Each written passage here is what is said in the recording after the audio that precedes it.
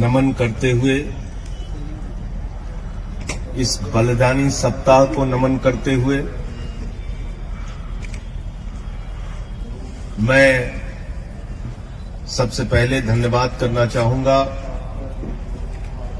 दिल्ली सरकार के पूर्व मंत्री बली साहब का और यहां की कमेटी का,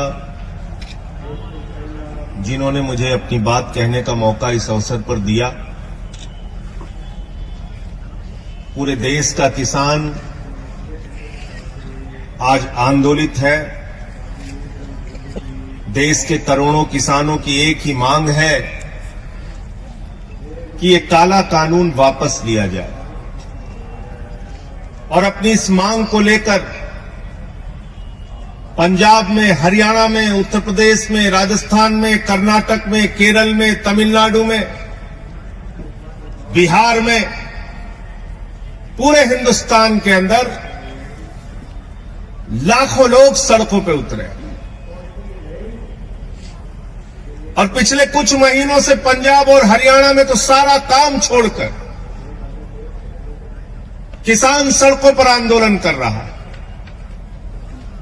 सरकार से फरियाद कर रहा है, गुहार लगा रहा है, विनती कर रहा है कि इन काले कानूनों से हमें निजात दिलाइए, इन काले कानूनों को वापस लीजिए।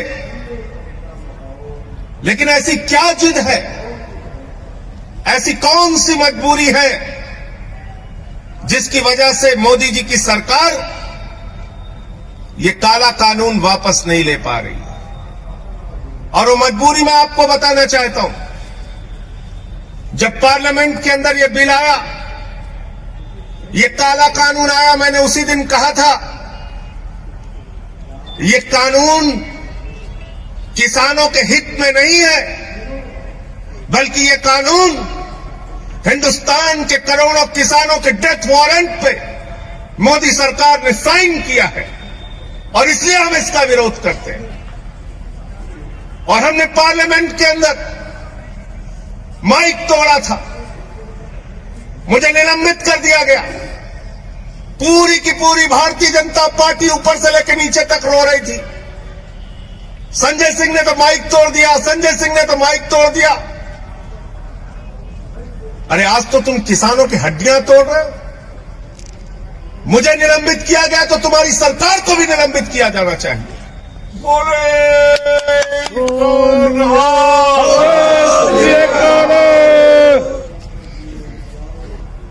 आप ये काला कानून लेकर आए, इस काले कानून के अंदर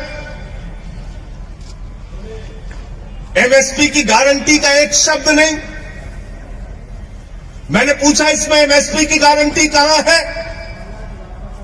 बोले साहब मोदी जी ने भाषण दे दिया, आप मान लीजिए। मैंने कहा भाई मोदी जी ने कहा था 15 लाख हर खाते में आएंगे, बाद में कह दिया जुमला है। मोदी जी ने कहा था 2 करोड़ रोजगार हर साल मिलेंगे, बाद में कह दिया जुमला है। मोदी जी ने कहा जीएसटी से देश में दूसरी आजादी मिल जाएगी, बाद में राज्यों का शेयर नहीं दिया। मोदी जी ने कहा था इस देश के अंदर नोटबंदी से देश की तकदीर बदल जाएगी। अब नोटबंदी के फायदे हमें गिनाना तो दूर की बात है, जो नुकसान हुए उस पर बातचीत करना नहीं चाहते।